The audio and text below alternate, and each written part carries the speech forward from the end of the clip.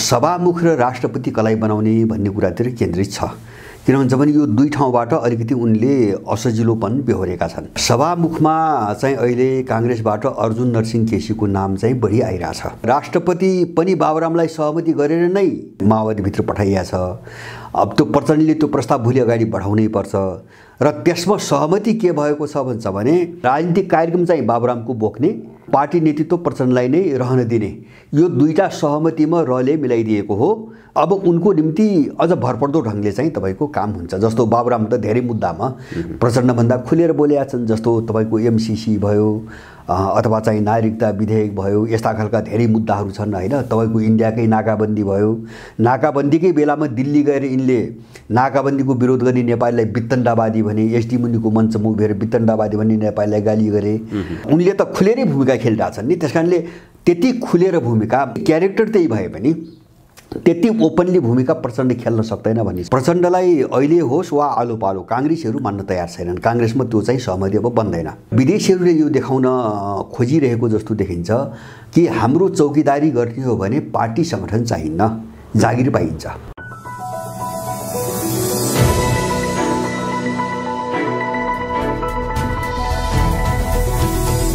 हिमाल online TV विश्वको पछिल्लो घटनाक्रम र निर्वाचन पछिको नेपालको स्थितिको विषयमा कुराकानी गर्दैछौँ। नेपाल र विश्व भू राजनीतिलाई बडो गहिरो ढङ्गबाट अध्ययन गर्ने, चिन्तन गर्ने व्यक्तित्व, राजनीतिक चिन्तक, राजनीतिक विश्लेषक त्रिमूल नेपालका अध्यक्ष भरत दाहालसँग। दाइ स्वागत छ यहाँलाई। हजुर धन्यवाद। अहिले नेपालको राष्ट्रिय राजनीतिमा सरकार निर्माणका लागि गठबन्धनका दलहरूबीच छलफल भइरहेको छ। यद्यपि सहमति जुट्न सकेको छैन सरकार निर्माणका लागि। नेपालको राजनीतिमा अहिले यो निर्वाचनपछि जस्ता प्रकारका परिदृश्यहरू देखा परेका छन्, यहाँको आन्तरिक चलखेल कस्तो देख्नुहुन्छ, त्यसमा विदेशी चलखेल कस्तो देख्नुहुन्छ यो बीचमा? अब यहाँ अहिले कस्तो देखिन्छ भन्छ भने जस्तो आजका दिनसम्म अब सरकार कसको कसको बन्ने हो केही पनि निश्चित देखिँदैन। जस्तो सबैतिरबाट आफ्ना दाबीहरू पेश गरेका छन् अथवा पेश गर्न लगाइयो होला, अथवा चाहिँ दाबी गर्न लगाएर यसो अलिकति भरपर्दो कसको हुन्छ त्यो चाहिँ बाहिरको शक्तिले हेर्न पनि खोज्या होला। अब यहाँ कस्तो देखिन्छ भन्छ भने सरकार कसको चाहिँ मिलेर बहुमत बन्छ भन्ने भन्दा कसको बनाउँदाखेरि कसलाई के फाइदा हुन्छ भन्ने कोसिसतिर चाहिँ गएको छ। जस्तो गरेर विदेशी शक्तिहरू, जस्तो मैले सुनेको चाहिँ जस्तो इन्डियाबाट रहेका मान्छेहरू आएर डेरै जमाएर बसेका छन्। अमेरिकनहरू त्यत्तिकै सक्रिय छन् बाहिर देखिएको।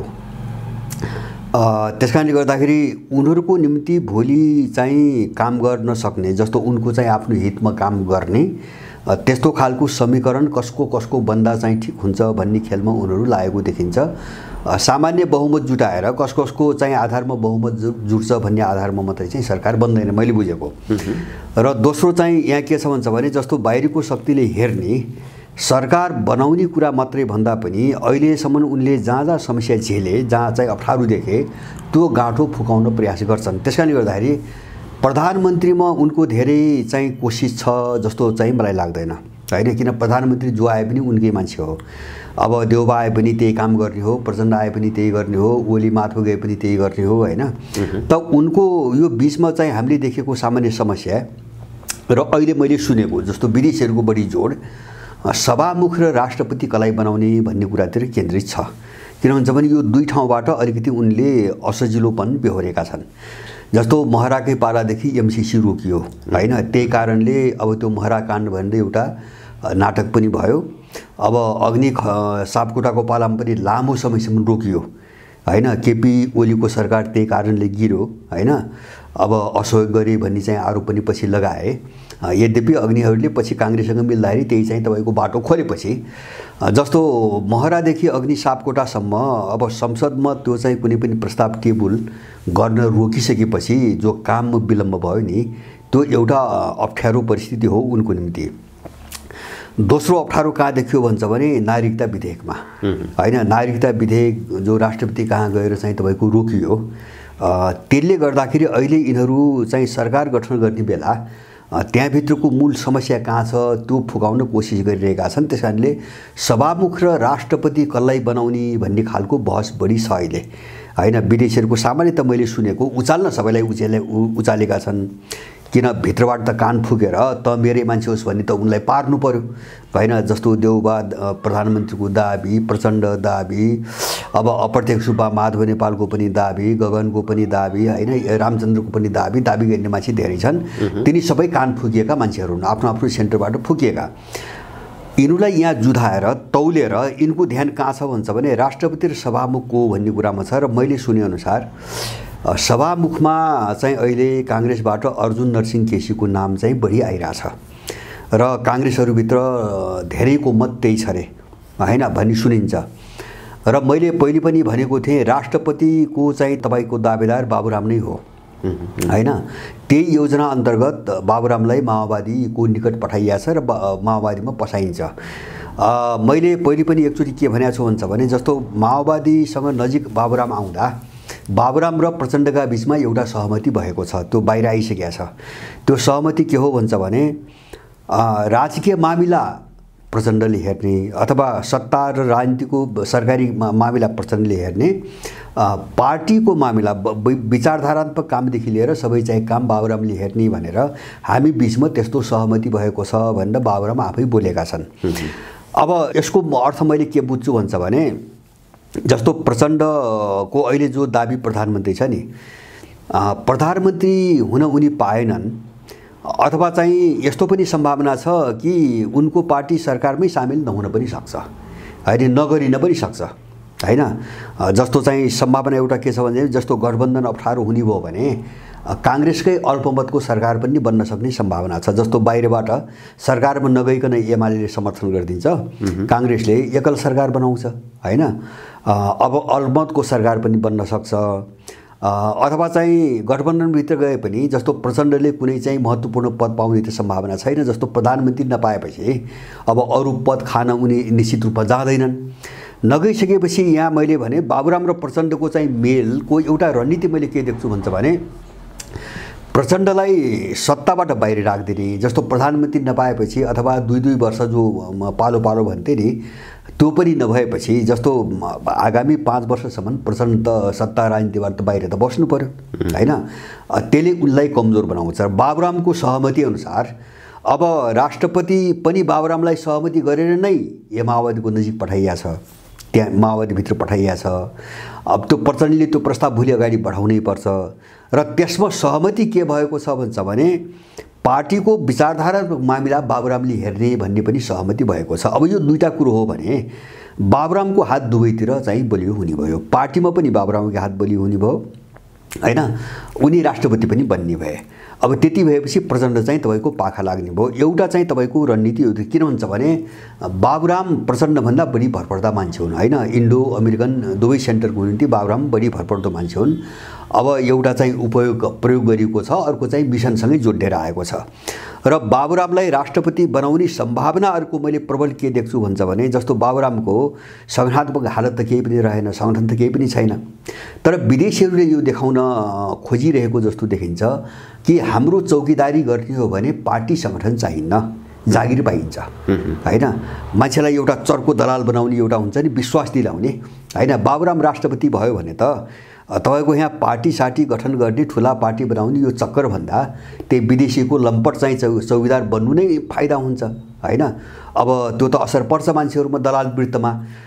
अब त्यो पार्नको निम्ति पनि बाबुरामलाई उनले उठाउन खोजिरहेका छन्।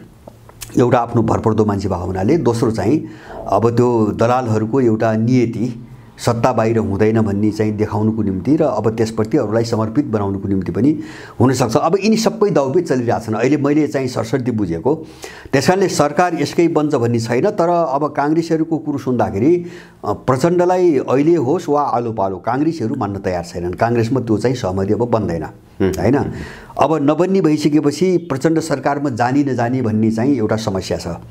अब त्यहाँभित्र पनि दुई धार छ। जस्तो प्रचण्डभन्दा बाहिरको जो अर्को पंक्ति छ, दोस्रो पंक्ति, उसले चाहिँ वाम सरकार बनाउनुपर्छ भन्ने दबाब दिइरहेछ हैन। काङ्ग्रेससँग होइन, एमालेसँग मिलेर, एमाले, माधव नेपाल अथवा चाहिँ माओवादी, त्यसपछि अरू जो मिल्छन् त्यसमा उपेन्द्र यादव पनि जाने होलान्।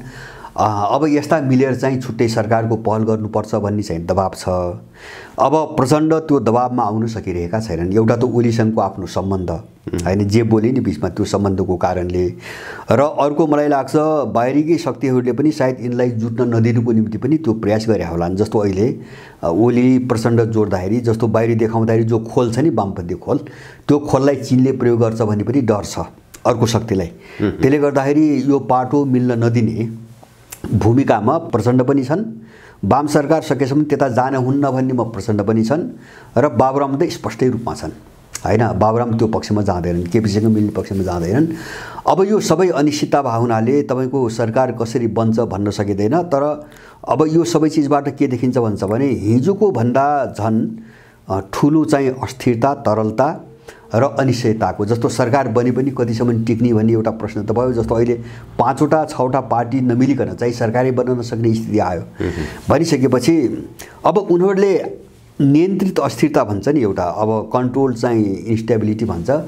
जस्तो मान्छे उनकै छन्, उनको विदेशीहरूको नियन्त्रणमा छन् मान्छेहरू सबै, तर चाहिँ समीकरण कस्तो छ एकदम अस्थिर छ हैन। तपाईको त्यो चाहिँ 3-3 महिना पनि सरकार परिवर्तन हुन्छ, 6-6 महिना पनि हुन सक्छ हैन। अब जस्तो 2 वर्षको बिचमा चाहिँ दर्जनौं सरकार पनि हुन सक्छ। यस्तो खालको एउटा जो समस्या छ नि, यही समस्यालाई कसरी चाहिँ तपाईको प्रयोग गर्ने भन्नेमा चाहिँ लागिरहेका छन्। र यो अहिलेको जो समीकरण र सरकार बनाउने जुन चलखेल भइराछ, मैले सारमा बुझेको, यसको सार कुरा गर्दाखेरि अब विदेशीहरूले अब कुन पदमा आँखा लगाइरहेछन्, कुन मान्छे लग्न खोजिरहेछन्, उनका कुराहरू भए। तर चाहिँ यो तबका, यो विदेशी तबका र त्यससँग जोडेको जो दलाल पंक्ति हो, यो आफै पनि एउटा सङ्कटको चाहिँ चक्रव्यूहमा फस्दै गएको छ। सङ्कट पनि यिनले सहज ढङ्गले चाहिँ हल गर्न नसक्ने हुँदै गएको छ। त्यसकारणले यो यिनको चाहिँ एउटा पतन र यिनीहरूभित्रको जो एउटा विग्रह अथवा विखण्डनको एउटा प्रक्रिया हो, त्यो तीव्र भएको मैले देख्छु। सरकार चाहिँ ठ्याक्कै यही ढङ्गले बन्छ भन्ने त्यस्तो स्पष्ट तस्बिर आएको छैन। सबैतिर बार्गेनिङ मात्रै चलिरहेको छ अहिले। गठबन्धनको तहबाट सरकार निर्माण हुन सकेन भने एउटा चाहिँ सञ्चार माध्यममा हल्ला पनि छ, एमाले र कांग्रेस मिलेर त्यसमा यो निर्वाचन हुनुभन्दा अगाडि राष्ट्रपतिको रूपमा सुभाष नेम्बाङलाई अगाडि सार्ने यो प्रकारको पनि हो हल्ला सुनिन्थ्यो।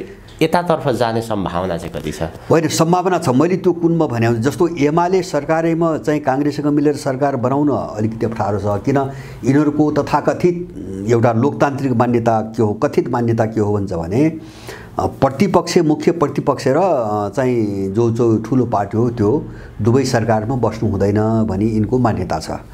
त्यो हिसाबले यिनलाई अलिकति लाज लाग्ला हैन। सबभन्दा ठुलो दल पनि सरकारमा छ, दोस्रो ठुलो दल पनि सरकारमा छ भनेपछि त प्रतिपक्षै नहुने भयो यहाँ त हैन। अब त्यो हिसाबले अलिकति यिनलाई हिचकिचाहट होला बाहिर अरूलाई देखाउनको निम्ति। त्यो भएर मैले चाहिँ अघि नै तपाईलाई सङ्केत गरेँ नि, जस्तो कांग्रेसको एकल सरकार बन्ने बाहिरबाट चाहिँ तपाईको एमालेले समर्थन गर्ने, त्यो चाहिँ प्रचण्डलाई बाहिर पार्नको लागि, बाहिर पार्नको निम्ति। जस्तो अब ओलीको त्यो रोल हुन्छ हैन, जस्तो प्रचण्डको रोल केपीलाई बाहिर राख्ने, केपीको रोल प्रचण्डलाई बाहिर राख्ने, त्यो त अब देख्दै आएको कुरा हो। अब त्यस्तो भएको खण्डमा सुभाष नेम्बाङ राष्ट्रपति बन्न सक्ने सम्भावना छ। मैले भने नि जस्तो एमालेले बाहिरबाट अल्पमतको सरकारलाई समर्थन गर्नको निम्ति त उसले पनि केही माग्ने होला हैन। अब सभामुख माग्ने होला, राष्ट्रपति माग्ने होला, अथवा चाहिँ अरू केही माग्ने होला। अब त्यो भनेको मैले तपाईले ठिकै भन्नुभयो, त्यो भनेको एउटा राष्ट्रपति पदमा सुभाष नेम्बाङ अथवा एमालेको कुनै मान्छेलाई लगेर एमालेले समर्थन गर्न सक्छ। अहिले कांग्रेसभित्रको धेरै ठुलो मत त्यो पक्षमा छ हैन। प्रचण्डलाई चाहिँ सामेल गर्ने होइन कि बरु एमालेसँगै मिलेर समझदारी बनाएर सरकार बनाउनु पर्छ र यो दुनियाँभरिका पार्टीहरूको चाहिँ झम्पट हुन्छ नि हैन। भोलि सारा बार्गेनिङ हुन्छ, झगडा हुन्छ, मोलतोल हुन्छ। योभन्दा सर्लक्क एउटा पार्टीसँग समझदारी गराउने, एमालेसँग सरकार बल्छ र त्यही ढङ्गले चलाउने भन्ने कांग्रेसमा ठुलो दबाब चाहिँ त्यो ढङ्गले परिरहेको हुनाले पनि भोलि चाहिँ एमालेले प्रस्ताव गरेको कुनै व्यक्ति राष्ट्रपति बनाएर, अब त्यो अवस्थामा चाहिँ यहाँ तपाईको जस्तो मैले पहिले भने नि, यद्यपि त्यो प्राथमिकता बाबुरामलाई छ हैन। अब सुभाष नेम्बाङ गए पनि बाबुरामले गर्ने काम गर्दैनन् भन्ने चाहिँ होइन। जस्तो अब जस्तो नागरिकता विधेयकमै पनि उनले त राष्ट्रपतिको खुलेर विरोध गरे हुन् नि हैन। राष्ट्रपतिले रोक्न मिल्दैन भन्ने विरोध गरे पनि हुन्। र चाहिँ एमाले अथवा चाहिँ बाहिरको राजनीतिक वृत्तमा चर्चा भए अनुसार चाहिँ जस्तो अहिले यो संविधान जारी गर्नेदेखि लिएर पछिल्ला सबै गतिविधिहरूमा पश्चिमाहरूको एउटा वक्ताको रूपमा अथवा चाहिँ त्यो काम गर्ने मुख्य पात्रको रूपमा काम गर्ने एमाले भित्र सुभाष नेमाङ नै हुन्। पश्चिमाहरूको विश्वासिलो मान्छे मध्ये सुभाष नेमाङ पनि एकजना हुन्। त्यसकारणले सुभाष नेमाङ जाँदाखेरि एउटा के हुने भयो भन्छ भने तपाईको वामपन्थी पोस्टर पनि हुने भयो, एमाले ठाउँ पनि पाउने भयो, उनको काम पनि हुने भयो। त्यो सुभाष नेमाङले गर्ने काम भनेको बाबुरामले जे गर्ने हो त्यही गर्ने हो हैन। त्योभन्दा सुभाष नेमाङको कुनै छुट्टै भूमिका हुन्छ भनेर त्यो भ्रम चाहिँ तपाईको नपाल्दा हुन्छ। अब त्यस खालको कोर्समा जान सक्ने सम्भावना छ। त्यसो हुँदाखेरि उनले बाबुरामलाई अलिकति ब्याक गर्ने न हो, ब्याक गर्ने हो। मैले अघि नै भने नि त्यहाँ त अर्को सहमति के छ भन्छ भने पार्टीको वैचारिक मामिला बाबुरामले हेर्ने भनी सहमति भइसकेको छ भने पार्टी त बाबुरामको घाटमा त आयो नि त, प्रचण्ड त घरको घाटको भयो हैन। सत्तामा पनि हुँदैन, पार्टी पनि हुँदैन भनिसकेपछि प्रचण्डलाई अलिकति साइड लगाएर कमजोर बनाएर माओवादीको लगाम बाबुरामको हातमा लैजाने हैन। यो ठ्याक्कै कुन घटना हो भन्छ भने यो फुन्टीबाङ बैठक भन्छ 61 सालमा जुन बैठकमा बाबुरामलाई कारबाही गरे हैन। अब त्यो बैठक भन्दा अगाडि बाबुरामले एउटा चाहिँ अहिले लोकतान्त्रिक गणतन्त्र भन्ने जो ल्याछन् यो प्रस्ताव माओवादी पार्टीमा बाबुरामले राखेको प्रस्ताव हो। यही प्रस्तावलाई दक्षिणपन्थी संशोधनवादी भन्ने आरोप लगाएर माओवादीले फुन्टीबाङ बैठकमा बाबुरामलाई कारबाही गरेको हो। बाबुरामलाई कारबाही गरेपछि रले माओवादीलाई पुरै घेर्यो इन्डियामा हैन। पटनामा उनका 1 दर्जन केन्द्रीय सदस्य पक्राउ भए, मातृका भयो, सुरेश आले भयो, दिल्लीमा धेरै गिरफ्तार भए। अनि प्रचण्ड पनि आफै घेरामा फसेपछि अब उनले सरेन्डर गरे हो। त्यो बेला सरेन्डर गरेर बाबुरामको त्यो रको मध्यस्थतामा भएको यिनको सहमति त्यो राजनीतिक कार्यक्रम चाहिँ बाबुरामको बोक्ने हैन, पार्टी नेतृत्व प्रचण्डलाई नै रहन दिने, यो दुईटा सहमतिमा रले मिलाइदिएको हो। र त्यसपछि चाहिँ तपाईको 12 बुँदे समझदारीको के अरे चुनबाङ बैठकको तयारी भएको हो। र यो अहिलेको जो लोकतान्त्रिक गणतन्त्र भन्ने छ यो बाबुरामले उही बेला पेश गरे हो।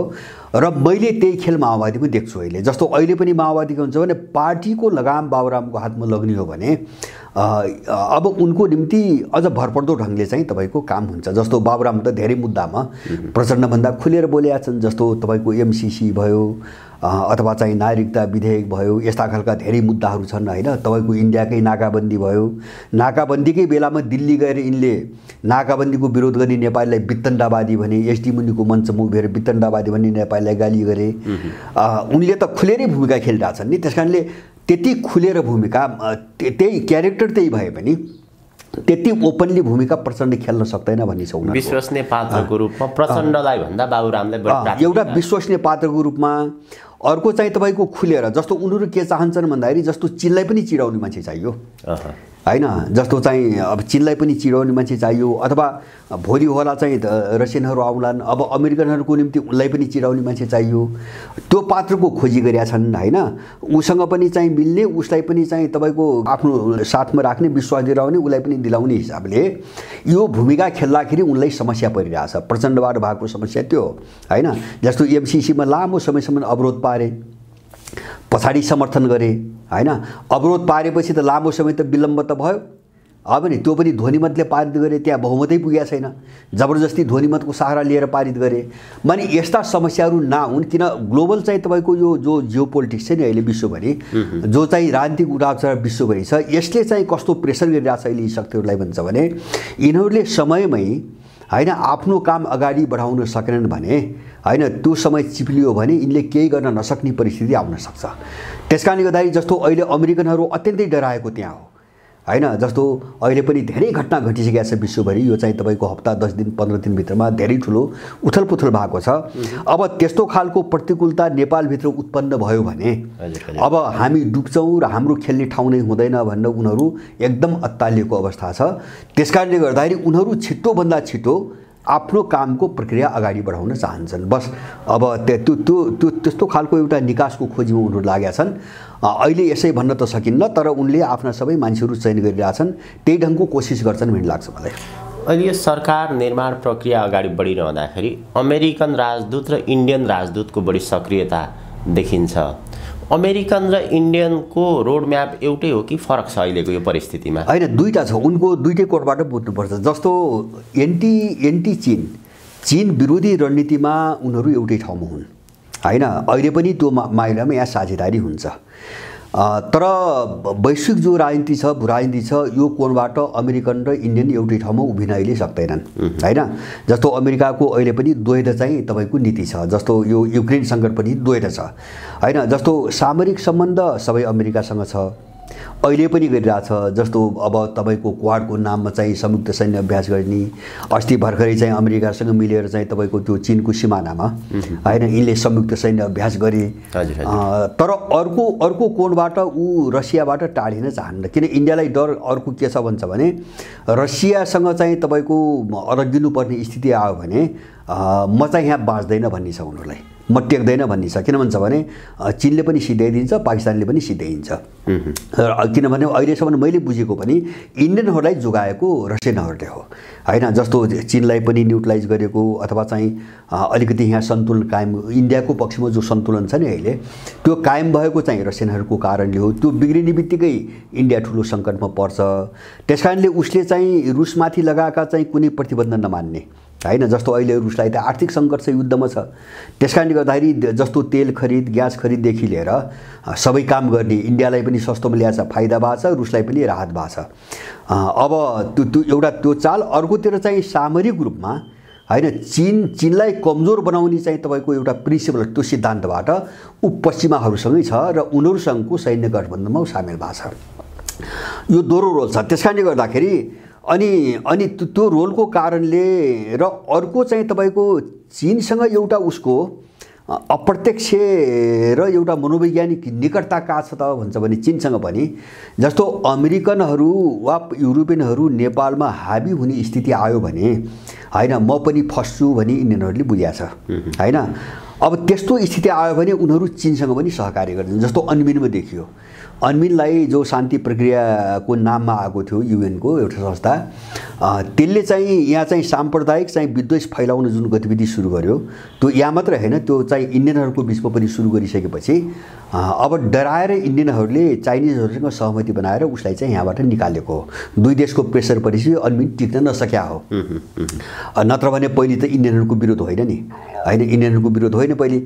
अब त्यसकारणले तीनटा कोणबाट, एउटा कोणबाट चाहिँ जस्तो अमेरिकनहरू अथवा युरोपियनहरू नै हाबी हुने अवस्था र अब आफ्नो केही पनि नेपालमा चाहिँ भूमिका नहुने अवस्था आयो भने उनीहरू चीनसँग पनि सहकार्य गर्छन्, एउटा पाटो हैन। तर त्यो अब बादमा कहिलेकाहीँ देखिने कुरा हो हैन, त्यसलाई एउटा जनरल लाइनको रूपमा हामीले बुझ्नु हुँदैन। उसका अरू दुईटा पाटा के हुन् भन्छ भने चीन विरोधी रणनीतिमा ऊ सधैँभरि पश्चिमाहरूको साथमा छ र रहन्छ पनि, मलाई लाग्छ रहन्छ पनि। तर चाहिँ विश्वको ध्रुवीकरणको अहिलेको ट्रेन्ड हेर्दा, टेन्डेन्सी हेर्दा ऊ चाहिँ रुस विरुद्ध जान सम्भव छैन। किन भन्छ भने अहिले पश्चिमा एलायन्स चाहिँ नराम्रोसँग खलबलिसकेको छ हैन। युरोप र अमेरिका झन्डै चाहिँ दुई टुक्रा भइसकेका छन् र स्थिति भयावह छ। हुँदा कहाँ आयो भने चाहिँ अस्ति भर्खरै 10 अक्टोबर भनेको अस्ति दक्षिण कोरियाले चाहिँ अमेरिकाको विरुद्ध विष बमन गरेको छ हैन, जो चाहिँ सब्सिडी दियो नि आफ्नो देशभित्र, त्यसका विरुद्ध चाहिँ विष बमन। दक्षिण कोरिया जस्तो देश अमेरिकाको प्रतिरोध गर्नुपर्छ, युरोप र चाहिँ दक्षिण कोरिया मिलेर भन्ने चाहिँ त्यो ढङ्गले बोल्न थालिसक्यो भनेपछि अमेरिका संसारभरि चाहिँ तपाईको अलग थलग पर्दै गयो। यो त इन्डियाले हेरिरहेछ नि। त्यसकारणले गर्दाखेरि यो ट्रेन्डसँग जुझ्न उसलाई सजिलो छैन, त्यसकारणले ऊ रुससँग पनि नजिक छ। र तर समग्रमा यहाँको पोलिटिक्सको कुरा गर्दा है, जस्तो यहाँको भूराजनीतिको कुरा गर्दा नेपालको अहिलेसम्मको भूराजनीति भनेको विशेष गरिकन अब एन्टी रसियन होइन, किन रसियनहरूको खासै भूमिका पनि नेपालमा त्यस्तो देखिया छैन 90 पछि हैन। यिनीहरू भर्खरै सम्हालिँदैछन्। अब यहाँ भूमिका भनेको चीनको भूमिका हो। अब चीनको विरुद्धमा चाहिँ तपाईको इन्डियन र अमेरिकनहरू एक ठाउँमा छन्। मलाई लाग्छ यो सरकार बन्ने प्रक्रियामा पनि उनको यो एकजुटता कायम रहन्छ र अहिले त्यही कारणले तपाईले भन्नुभयो नि अहिले घर घर दौडादौड छ। जस्तो चाहिँ तपाईको अमेरिकन राजदूत अथवा त्यहाँभित्रका जासुसहरू, सिआइएका जासुसहरू र रका मान्छेहरू व्यापक रूपमा सबैलाई चाहिँ भेटिरहेछन्, सबैसँग बुझिरहेछन्, सरसल्लाह गरिरहेछन्। बरु अहिलेको उसमा चाहिँ चीनको त्यस्तो पहलकदमी देखिएको छैन। या यिनलाई देखेर अब यिनलाई भनेर मात्रै हुँदैन, एक्सपोज मात्रै भयो भन्ने पनि होला हैन। पहिले पनि चाहिँ एक्सपोज मात्रै भए, अब मान्छे अर्काका छन् उनले सोचे जस्तो त हुँदैन हैन। त्यो बुझेर पनि होला, त्यति चाहिँ बढी हात हाल्नुहुँदैन भन्ने होला। उनको भूमिका अहिले त्यस्तो देखिँदैन, भित्र गरे होलान्। र अहिले चाहिँ अमेरिकन र इन्डियनहरूकै बढी जोड छ र उनीहरू पनि सायद मलाई लाग्छ सरकार बनाउने बेला एउटा बार्गेनिङमै जान्छन् हैन, किन उनका यहाँको भू राजनीति माने भू राजनीति सत्ता भू राजनीति चीन विरोधी राजनीति हो, सत्ता राजनीति।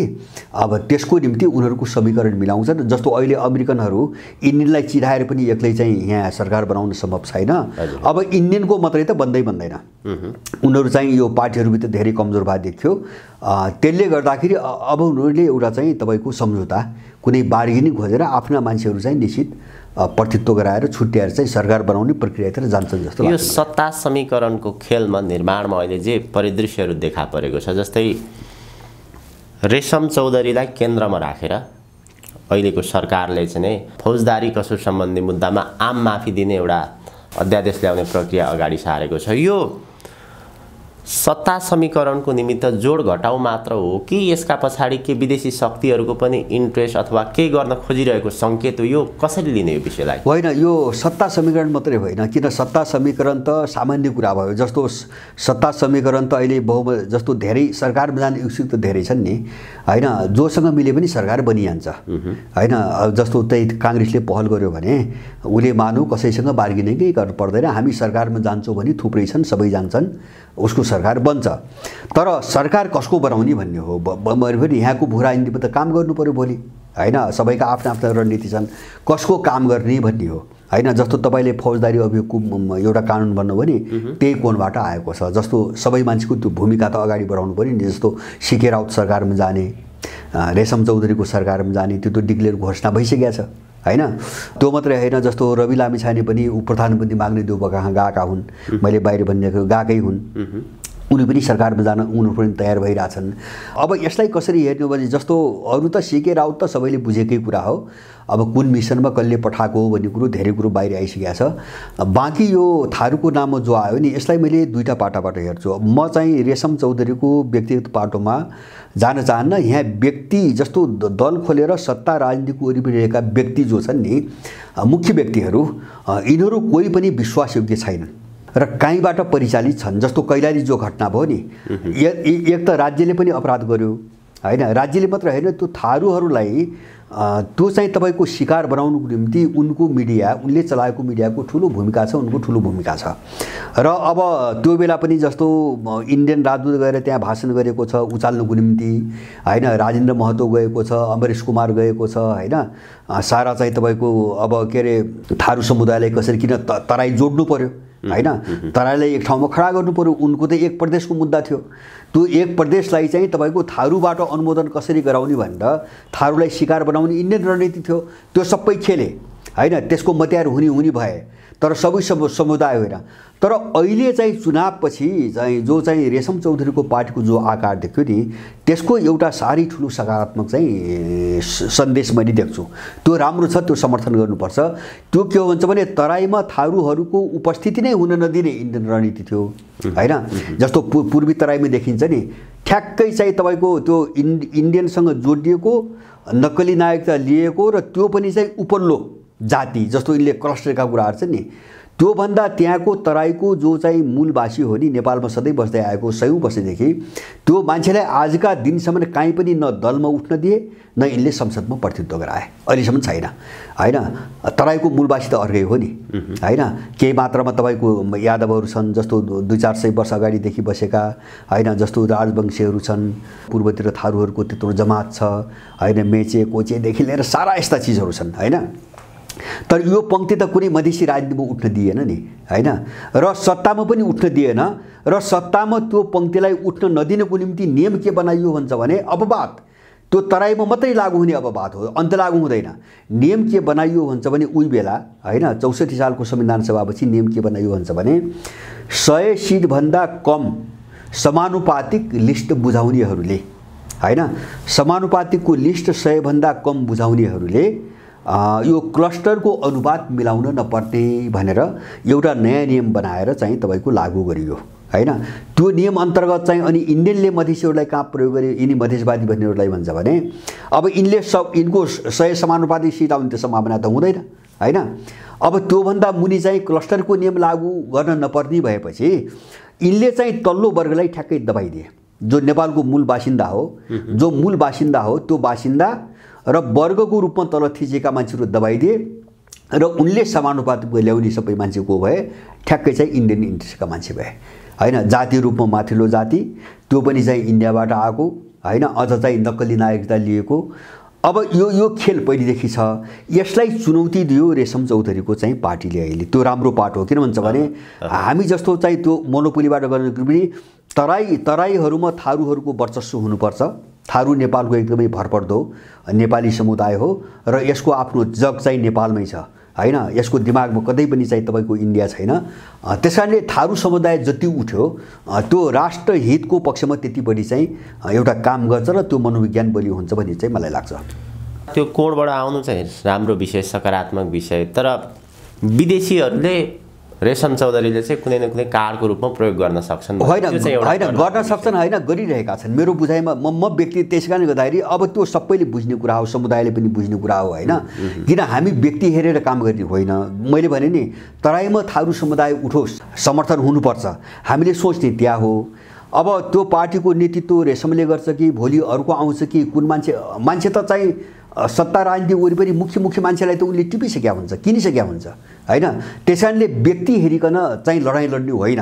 र मलाई लाग्छ थारू समुदाय हैन आफ्नो तराईमा आफ्नो उपस्थिति हैन, थारू भनेको त हजारौं वर्षदेखिको बासिन्दा हो नेपालको, र त्यो मात्र होइन त सारा तराई पूर्वदेखि पश्चिम सेर आबाद गर्ने पनि थारू नै हो हैन। अर्को कुनै समुदायले तराई आबाद गरेको होइन। त्यसकारणले गर्दाखेरि यो चीज बुझेर हामी यो क्षेत्रका हामी मूल बासिन्दा हौं र यो क्षेत्रको चाहिँ देश हामीले निर्माण गरेको हो भन्ने भावना उनीहरुमा बढ्नुपर्छ। त्यो बढ्यो भने मलाई लाग्छ अहिले होला पात्रहरू त उनले खेलाइराख्छन् नि, रेशमलाई खेलाउन, अर्को चाहिँ तपाईको पात्र आउला, अर्कालाई खेलाउलान् हैन। पहिले पनि यस्तो कोसिस गरेका थिए, तर चाहिँ त्यो भन्दा बलियो पाटो थारूहरूको के छ भन्छ भने व्यक्ति जलाई खेलाए पनि जलाई प्रयोग गरे पनि थारू मनोविज्ञान चाहिँ प्रो इन्डियन छैन। मैले बुझेको पूर्वदेखि पश्चिमसम्म थारू मनोविज्ञान प्रो इन्डियन छैन। त्यो बलियो भयो भने त्यसले देशलाई फाइदै गर्छ। उनले प्रयोग त रेशम चौधरी मैले भने नि कैलाली घटनामै प्रयोग गरेका छन् नि, त्यो सबै आइसकेका कुरा हो। उनको मिडियाले त्यो चाहिँ भिडन्त गराउनको निम्ति कति दुष्प्रचार गर्यो, कति चाहिँ उत्तेजित थारूहरूलाई उत्तेजनामा ल्याउन खोज्यो, सारा पहिले पनि देखिया कुरा हो। जस्तो यहाँबाट राजेन्द्र महतो अनि के चाहिँ अमरेश कुमार इन्डियाले पठाएका इन्डियन राजदूत, इनका गएर त्यहाँ कार्यक्रम भाषण सारा अर्गनाइज गर्ने उनै हुन् हैन, सारा वातावरण मिलाउने उनै हुन्।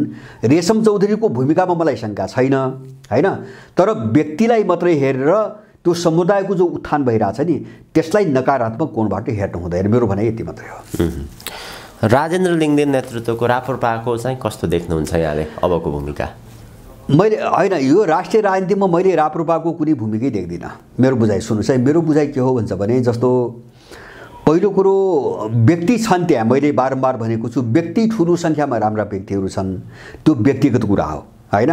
तर राजेन्द्र लिङ्गदेनको संघात्मक संरचना र आइडियोलोजी, मूल्य मान्यता भनौँ न, मूल्य मान्यता भनेको जस्तो यही पश्चिममा चाहिँ तपाईको डेमोक्रेसी विकासको यही मोडल आदि इत्यादि कुराहरूमा उनको विमति केही पनि आएको छैन, फरक मत केही पनि छैन। जस्तो होला अहिलेको चिजलाई चाहिँ यसलाई अहिले चाहिँ 63 सालपछिको चिजलाई विरोध गर्लान् हैन। 47 मा फर्क्यो के त त्यही ठिक, कुरो त एउटै हो।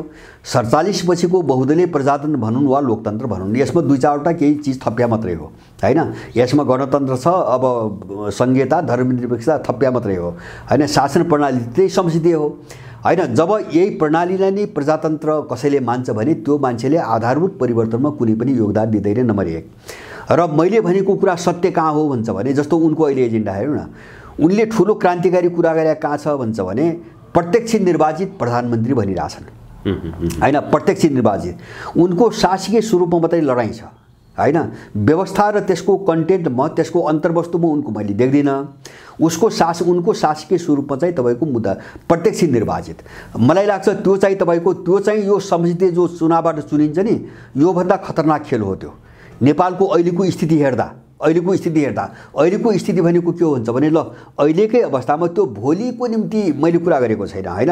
अब 4-5 वर्षपछि 10 वर्षपछिको मैले कुरा गरेको होइन। यदि बेला प्रत्यक्ष प्रधानमन्त्री निर्वाचित भयो भने त्यो हुनेको हो हैन। त्यो हुने त को हो भन्छ भने शेरबहादुर देउबा, प्रचण्ड, बाबुराम, माधव नेपाल जे चलन चल्तीका मान्छेहरू सरकार चलाइरहेछन् नि, योभन्दा बाहिरको कुनै व्यक्ति त प्रत्यक्ष निर्वाचित भएर आउने सम्भावना छैन। त्यस्तो खालको तल समीकरणै बनेको छैन हैन। तलको मनोविज्ञानले त्यो ढङ्गले कुरै बुझेको छैन भनेपछि अब यिनै पात्र, एउटा पात्र प्रत्यक्ष निर्वाचित गयो भने त्यो एउटै व्यक्तिले देश डुबाइन्छ हैन। यहाँ त कमसेकम संसदमा त लडाइँ त छ, यिनको झगडा छ, लडाइँ छ हैन। जस्तो एमसीसी पनि भयो नि त हैन, वर्षौँ लाम्यो नि। त्यो त ग्याङको कुरो नमिलेर अथवा चाहिँ बाहिरतिर सारा प्रेसर परेर लाम्यो, भण्डाफोर भयो, एउटाले कुरो गर्छ अर्काले त्यसको विरोध गर्छ, यो पनि हुँदैन। यो पनि हुँदैन। प्रत्यक्ष निर्वाचनको नाममा एउटा व्यक्तिले गर्छ अनि उसले देशै एकपटक सिद्ध्याइन्छ। त्यस कारणले गर्दाखेरि यही व्यवस्था र यही चाहिँ राजनीतिक मूल्य मान्यताभित्र हामीले प्रत्यक्ष निर्वाचितको कुरा गर्नु भनेको त्यो झन् घातक कुरा हो हैन। त्यो एउटा व्यक्ति, यो सबै गर्ने अपराध गर्ने अधिकार एउटा व्यक्तिको हातमा सुम्पिने योजना हो। अब त्यस्तो मुद्दा उठाउने मान्छेले के गर्छ, मैले सोचे के गर्छ, किन भन्छ भने लिङ्गदेल त एउटा होलान्, राप्रपाभित्र अलिकति तुलनात्मक रूपमा इमानदार मान्छे होलान् हैन। हामीले बुझ्ने त त्यहाँ पशुपति पनि छन्, त्यहाँ प्रकाश चन्द्रहरू पनि छन्, त्यहाँ अरू पनि छन्।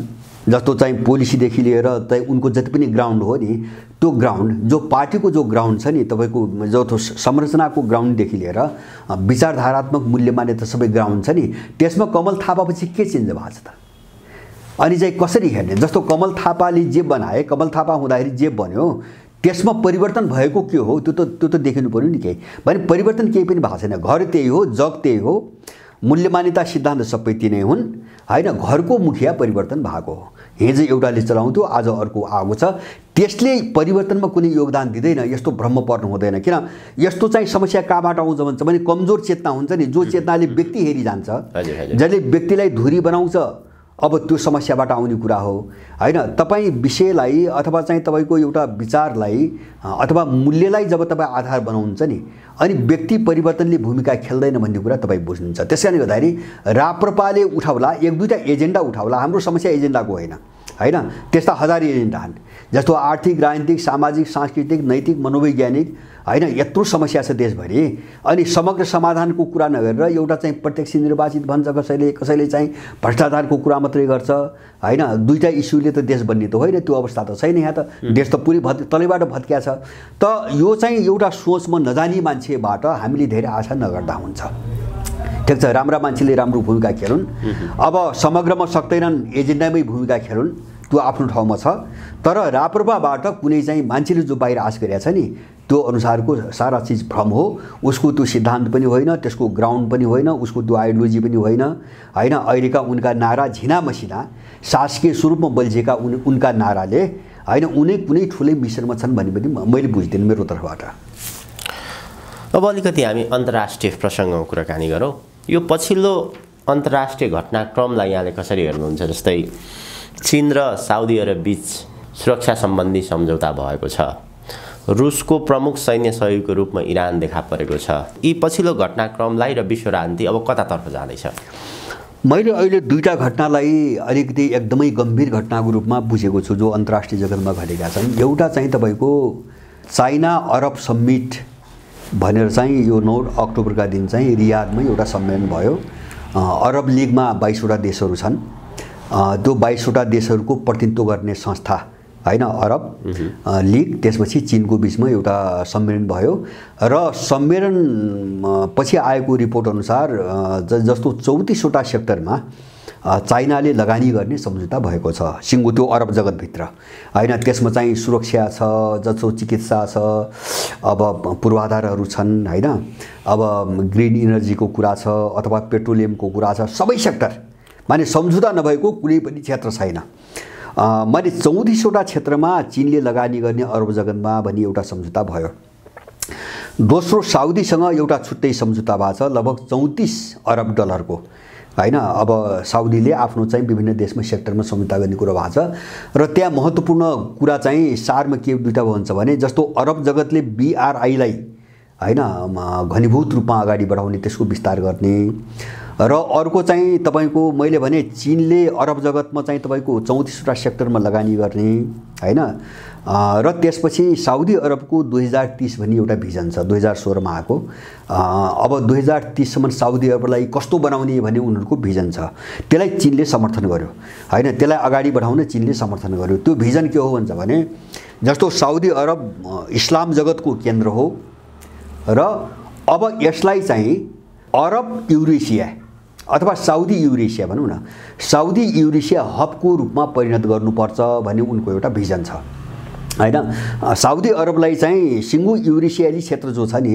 यसको केन्द्रको रूपमा स्थापित गर्नुपर्छ र यो संसारको ठूलो इन्भेस्टर अथवा ठूलो लगानीकर्ताको रूपमा बदल्नुपर्छ भन्ने उनको भिजन छ त्यो भिजनलाई चीनले चाहिँ दृढतापूर्वक साथ दिएर अगाडि बढाउने भन्ने कुरा भयो उनका आन्तरिक मामिलामा हस्तक्षेप नगर्ने सम्झौताहरू भए अब सारमा जाउँ सारमा के हो भन्छ भने मैले दुईटा कोणबाट हेरे जस्तो अब यो अरब जगतमा धेरै ठूलो उल्लास छ उत्साह छ हैन किन उनले इतिहास हेरे जस्तो अमेरिकन र युरोपियनले कसरी चाहिँ अरबलाई फुटाउने एउटा बनिबनाउ शत्रु खडा गरिदिने र अर्कोलाई जुधाउने कसरी बर्बाद पार्यो इतिहास राम्रोसँग पढेका छन् र धोका पनि पाएका छन् जस्तो होस्नी मुबारक भयो इजिप्टको हैन अमेरिकाले पनि प्रयोग गर्यो पछि सिद्ध्याइदियो पतन गरायो हैन त्यस्तै चाहिँ सद्दामको चाहिँ अवस्था देखियो कर्नेल कद्दाफीको अवस्था देखियो अहिले चाहिँ हामीले तपाईको सिरिया हेरिरहेका छौं अफगान हेरिरहेका छौं अथवा तपाईको सोमालिया अहिलेसम्म चाहिँ विदेशी फौज त्यहाँबाट फर्किरहेको छैन 30 वर्ष भयो सोमालियामा चाहिँ राष्ट्रसङ्घको झण्डामा पसेको 30 वर्ष भयो अहिलेसम्म त्यहाँ हत्या हिंसा गरिरहेको छ जस्तो यमन भयो लेबनान भयो प्यालेस्टाइन भयो यस्ता धेरै समस्या छन् उनले के देखे भन्छ भने अमेरिकनहरूले एउटालाई शत्रु र अर्कालाई मित्र भनेर विभाजन गरे लडाए लुटे र अन्तिममा अरब जगत कहिले पनि न त स्थिर भयो न यो समृद्ध भयो अब यो अनुभवको निचोड हो अनुभवको निचोड अब जो चाहिँ चाइना अरब सम्मेलन भयो र मैले चाहिँ अलि पहिले एउटा कुरा उठाएको थिएँ नि जस्तो यो ल्याटिन अमेरिका का चाहिँ 24 देश मध्ये 21 देशहरू चाहिँ बीआरआईसँग जोडिए र अहिले ल्याटिन अमेरिकाका तपाईको 11-12वटा देशमा अमेरिका विरोधी सरकारहरू बने हैन जस्तो वामपन्थी मध्य वामपन्थीहरूका सरकार बने मेक्सिको देखि लिएर अब अहिले पछिल्लो कालमा चाहिँ ब्राजिलसम्म भनेपछि ल्याटिन अमेरिकाको एउटा मुनरो डक्ट्रिन छ 1835 मा भएको मुनरो डक्ट्रिन छ अब त्यो युरोपियनसँग भएको एउटा सम्झौता हो अमेरिकनहरूको त्यो सम्झौता अनुसार चाहिँ ल्याटिन अमेरिकामा चाहिँ युरोपियनहरू अब अगाडि बढ्न नपाउने किन युरोपियन कमजोर थिए अमेरिकाले त्यो चाहिँ एउटा डक्ट्रिनबाट उनलाई बाँध्यो र अब ल्याटिन अमेरिका चाहिँ संयुक्त राज्य अमेरिकाको छातामुनिको चाहिँ क्षेत्र हो त्यहाँ युरोपियनहरू अगाडि बढ्न हुँदैन भन्ने सम्झौता भयो त्यो मुनरो डक्ट्रिन झनै 200 वर्षसम्म एक्लौटी रूपमा एउटा उपनिवेश जस्तो जो अमेरिकाले बनाएको थियो नि त्यो बीआरआई को प्रवेशपछि तपाईको अमेरिकाको त्यो डक्ट्रिन ध्वस्त भयो मैले पहिले पनि भनेको छु ध्वस्त भयो र 21 वटा देश बीआरआई मा जोडिने भनेपछि मुनरो डक्ट्रिनबाट चाहिँ ल्याटिन अमेरिका बाहिर गयो हैन अब त्यो भन्दा ठूलो महत्त्वको घटना हो यो चाइना अरब समिट जो अहिले 9 अक्टोबरमा भयो अब यो सम्झौताले के देखाउँछ भन्छ भने त्यो चीनसँगको द्विपक्षीय सम्झौता मात्रै होइन हैन त्यसको महत्त्वलाई त्यसरी हेर्न हुँदैन मैले देखेको जस्तो ऊर्जाको संसारभरिको जो ऊर्जा छ नि त्यो ऊर्जाको 80% स्रोत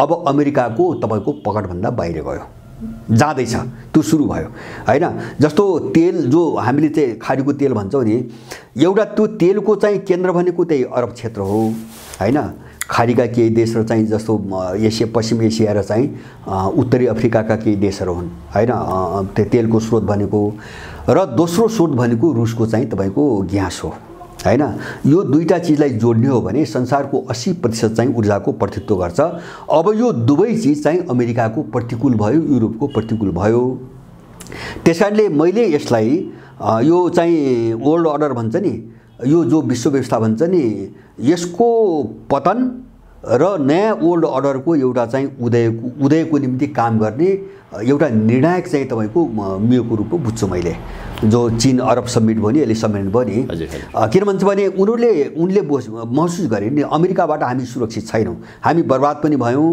र सुरक्षित पनि छैनौं उसले प्रयोग गर्छ सिधै हिन्छ हैन सबैलाई त्यही हेरे अफगानसम्म त्यही घटनादेखि युक्रेनसम्म त्यही देखे उनीहरु जस्तो मैले अघि नै भने कोरिया अहिले चाहिँ 20 बमन किन गरिरहेछ अमेरिका विरुद्धमा हैन एकदम खुलेर आयो। किन कोरियालाई त्यहाँ झोसेर अमेरिकाले चाहिँ त्यहाँ हतियारको व्यापार गर्न खोजिरहेछ, उक्साइरहेछ, उत्तर कोरियामाथि हान्न जोड गरिरहेछ। त्यो त भित्र त उनीहरू बुझ्छन् नि कहाँ हामीलाई फसाउन खोजिरहेछ भन्ने। अब त्यो बोल्न सकिरहेका थिएनन्। त्यो ठाउँ कहाँ पाए भन्छ भने अहिले खुला बजार अर्थतन्त्र भनेर सिद्धान्त प्रतिपादन गर्ने अमेरिकनहरू आफै, अनि अहिले त्यही सिद्धान्तको उल्लङ्घन गरेर आफ्नो देशभित्रका कम्पनीहरू उद्योगहरूलाई सब्सिडी दिएर हैन झनै चाहिँ तपाईको के रे चाहिँ 400 भन्दा माथिको चाहिँ अरब सब्सिडी दिएर संरक्षणवादतिर जाने पनि उनले त युरोपियन कम्पनीको बाटै ब्लक गरिदिए, आफ्नो देशका कम्पनीलाई सब्सिडी दिए। अब बाहिरका कम्पनीहरूको बाटै ब्लक गरिदिए, कसले प्रतिस्पर्धा गर्ने? त्यसको विरुद्ध त्यसलाई न्यू बनायो दक्षिण कोरियाले र उले के भन्यो, युरोप र दक्षिण कोरिया मिल्यो हो भने विकास गर्ने पर्याप्त आधार सम्भावना छन्, हामी मिलेर जानुपर्छ र अमेरिकाको सामना गर्नुपर्छ भन्ने यति खुलेर चाहिँ तपाईको बोल्यो अहिले। माने त्यो अवस्था छ। किन भन्छ भने सबै भयभीत भए। जस्तो युरोप पनि चल्न नसक्ने भयो, अमेरिका पनि चल्न नसक्ने भयो। ऊर्जा त कहाँ गयो? संसारभरिको ऊर्जा भन्छ भने रुस र चाहिँ चीनको चाहिँ वरिपरि चाहिँ ऊर्जा गयो अब हैन। जस्तो एक त रुसको पनि चाहिँ अरब जगतमा राम्रो सम्बन्ध छ, किन हिजो पनि अमेरिकन युरोपियन उपनिवेशवादको विरुद्ध लड्नको निम्ति सोभियत सङ्घले जति मद्दत गरेको छ नि त्यो कसैले पनि गरेको छैन। त्यो असर अहिले पनि छ अरबमा हैन। जस्तो सोमालियादेखि सारा देशहरूलाई उसले सघाएको हिजो, इथियोपिया सोमालिया लगायत सबै जहाँ पश्चिमाहरूले आक्रमण गरे। एउटा त रसियनहरूको हिजोको लेगेसी पनि बाँकी छ, त्यो सम्बन्ध त्यो बिउदैन थाल्यो। त्यसमा के जोड्यो? चीनको अहिलेको समृद्धि, उसको धन र उसको ताकत चाहिँ तपाईको जोडियो, उसले ठुलो लगानी गर्न सक्ने भयो। यो दुईटा कारणले गर्दाखेरि अब अरब जगत पनि उनको पकडबाट बाहिर गयो र चाहिँ तपाईको रसियन ऊर्जा पनि उनको चाहिँ तपाईको उसबाट बाहिर गइसकेपछि अहिले यिनीहरूको व्यवस्था अब पतन हुनुको कुनै पनि विकल्प मैले देख्दिनँ। यसको महत्त्व त्यो हो। त्यसकारणले एक खालले पश्चिमाहरू एउटा जस्तो युद्धमा त छैनन् उनीहरू, युद्धमा जसरी एउटा शक्ति पराजित हुन्छ नि हो त्यही ढङ्गको यिनको पराजय हो र अरब जगतले जुन उत्साह र जुन एउटा गर्व गरेर गौरवका साथ त्यो चीनको चाहिँ चिनिया समिटलाई जो चाहिँ उहाँ उल्लेख गरिरहेको छ नि, उहाँको मिडिया हेरेँ मैले हैन। कसैले चाहिँ अमेरिकी दासत्वबाट मुक्ति भनेर प्रस्तुत गरिरहेछन् हैन, कसैले अमेरिकी बर्बरताबाट चाहिँ अरब जगतका बाहिर निस्क्यो भनिरहेछन्, कसैले अरब जगतको एउटा समृद्धिको बाटो खुल्यो भनिरहेछन्। जेसुकै होस् हैन, खुल्ला नखुल्ला त्यहाँ पनि नजाउँ। जस्तो चिनिया पनि फाइदाको निम्ति व्यापार गर्ने हो हैन, खुल्ला नखुल्ला भोलि के होला त्यो दोस्रो बाटो हो।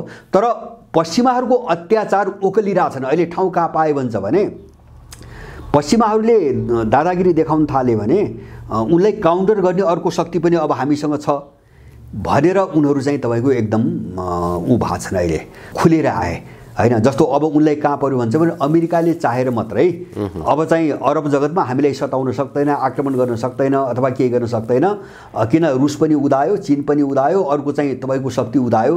त्यो मौका पाएर अरबहरू यति चाहिँ तपाईको खुलेर अगाडि आए हैन। अस्ति भर्खरै अरबहरूमा त कति पनि प्रभाव परेन। अमेरिकाले बिचमा खेलाउन त प्रयोग गर्छ। जस्तो पहिले चाहिँ बाइडेनहरूसँग दुश्मनी भयो, बिचमा चाहिँ त्यो साउदीलाई प्रयोग गर्नको निम्ति अब अरब जगतको नेता त साउदी छ, उसलाई प्रयोग गर्नको निम्ति अस्ति चाहिँ त्यो खसोगीको जो केस थियो नि, हत्या केस, त्यसबाट साउदीलाई मुक्त गर्यो, त्यहाँको शासकलाई उसले मुक्त गर्यो हैन। दोषबाट चाहिँ तपाईको मुक्त गरेर पनि फगाउनु खोज्यो, त्यसको असर पनि लागेन।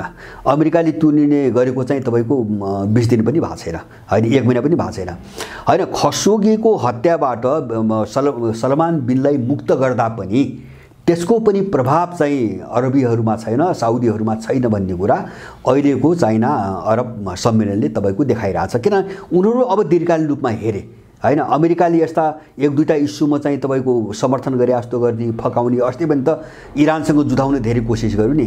इरानले हमला गर्न सक्छ भनेर सारा चाहिँ हामी सुरक्षा गर्ने, हामी पार्टनर हो, हामी सुरक्षाको ग्यारेन्टी लिन्छौँ, नडराऊ, इरानलाई छोड्नुहुन्न, हरेक उक्सायो। तर अब त्यहाँ चाहिँ अरब जगत जाँदैन। उनले धेरै भोगे, आफ्नो इतिहास पनि भोगे, आफ्नो क्षेत्र पनि हेरे हैन, यिनका धोखाधडीका सारा हेरे। यो सबै चिजले गर्दाखेरि अब त्यो जाने सम्भावना चाहिँ मैले देख्दिनँ। बरु मैले देख्ने के हुन्छ भने यो सङ्कटले अब यिनीहरूभित्र डरलाग्दो विग्रह चाहिँ सुरु भयो। अब जस्तो अरू छोडिदिनु, सानातिना चाहिँ तपाईँको अहिले नेटो र रुसमाथि प्रतिबन्धको विरुद्धमा युरोपभरि जो विरोधको लहर बिस्तारै हिजो चाहिँ तपाईँको ऊर्जा सङ्कटको विरोध थियो, त्यो बिस्तारै रुसको समर्थनको रूपमा परिणत भइरहेछ अहिले। र हुँदाहुँदा परिस्थिति कहाँ गयो भन्छ भने अस्ति भर्खरै जर्मनीमा 5-7 दिन अगाडि जर्मनीमा एउटा गजबको घटना हो, मान्छेले नसोचेको, कल्पना नगरेको। र जर्मनीमा सत्ता विद्रोहको निम्ति यत्रो प्रतिरोध भएको रहेछ र त्यो हेनरी 8औं जो जर्मनीका शासक थिए उनका वंशज हुन् भन्ने कुरा आइरहेछ। उनका वंशजले नेतृत्व गरेको एउटा समूहले सत्ता पलटको निम्ति चाहिँ तपाईँको त्यहाँको संसददेखि लिएर सबै राज्यका निकायमा चाहिँ सशस्त्र आक्रमण गर्ने योजनासहित सबै तयारी गरेर अगाडि बढेको चाहिँ कुरो खुल्यो। व्यापक धरपकड सुरु भइरहेछ अहिले जर्मनीमा। उनले चाहिँ जर्मनको इतिहासमा कहिल्यै नभएको घटना भनिरहेका छन् र उनको नारा के छ भन्छ भने जर्मनी अहिले यो चाहिँ जो सरकार छ नि यो दोस्रो विश्वयुद्धपछिको यो सबै नक्कली हो हैन, यो अमेरिकनहरूको कठपुतली सरकार हो, यो प्रजातन्त्र नक्कली हो, यसले जर्मनीको पहिचान पनि मार्यो, जर्मनीहरूलाई पनि सिद्ध्यायो। त्यसकारणले गर्दाखेरि यो चाहिँ तपाईँको डेमोक्रेसी, डेभलपमेन्ट, नवोदारवाद भन्छ नि, यो सारा नक्कली चिज फ्याँक्नुपर्छ र हामीले जर्मन विरासत जो जर्मन लेगेसी छ नि पहिलेको त्यसलाई चाहिँ फेरि चाहिँ पुनर्बहाली गर्नुपर्छ। उनको मुद्दा त्यो छ। जर्मनी त्यो हालतमा छ आज हैन। अब त्यो सबै पश्चिमा जगतमा यो आन्तरिक विप्लव हुनेवाला छ। अब किन सङ्कट बढ्यो, यसलाई टार्ने उपाय छैन। जस्तो मैले भने नि सामरिक रूपमा पनि उनीहरू नसक्ने भए, जस्तो रुससँग पनि लड्न नसक्ने भए, त्यसले कमजोर त बनाइरहेकै थियो। अब ऊर्जा जस्तो चीन र अरबको सम्मेलन अनि चाहिँ रुसको चाहिँ तपाईँको उसको कारणले ऊर्जाबाट पनि यिनी विमुख हुँदै भए, अथवा यिनले सोचे अनुसार अब इन्धनको चाहिँ तपाईँको कारोबार विश्वमा नहुने भयो। यसबाट पनि यिनी सिद्धिँदै गए। यसको एउटै रिजल्ट हो यी देशहरूभित्र विद्रोह। अब मान्छे त विद्रोह गर्छ, बाँच्न नसक्ने भएपछि त विद्रोह हुन्छ र सिङ्गो पश्चिमी जगतभित्र एउटा विद्रोहको लहर अगाडि बढ्ने सम्भावना मैले देख्छु, जो हिनले हिजो कमजोर देशमाथि गराउँथे। जस्तो चाहिँ कहिले चाहिँ येल्लो रिभोल्युसन भन्ने, कहिले कलर रिभोल्युसन भन्ने, कहिले चाहिँ पिङ्क रिभोल्युसन भन्ने, हरेक नाममा अफ्रिकामा, एसियामा, चाहिँ मध्य एसियामा दुनियाँभरि गराए नि यिनीहरूले, सत्ता परिवर्तन गराए त्यही नाममा। त्यसको शिकार अब पश्चिमाहरू हुने दिन आयो। यिनीहरू साह्रै ठुलो समस्यामा फँसिसकेका छन् अहिले। हस्, आजको महत्त्वपूर्ण समय र विचारको लागि अत्यन्त आभारी छु। यहाँलाई धेरै धेरै धन्यवाद। हजुर, धन्यवाद यहाँलाई।